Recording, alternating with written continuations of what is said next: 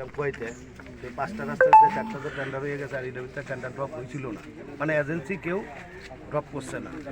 তার জন্য রাস্তাটারও বেহাল অবস্থা আমরা দেখতেছি।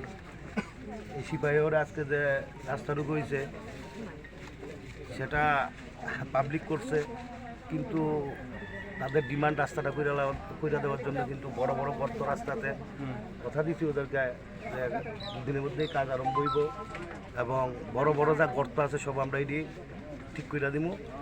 আর এই রাস্তার টেন্ডার 10 দিনের মধ্যেই হবে। টেন্ডার হওয়ার পরে তারপরে এটাকে ব্ল্যাকটপ করে দেওয়া হইব আর কি।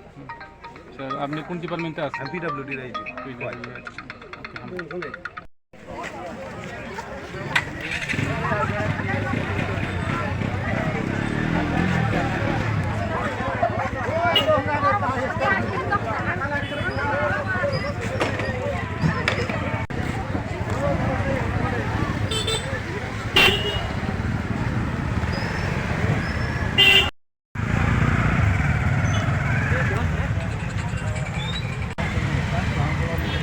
ঠিক আছে।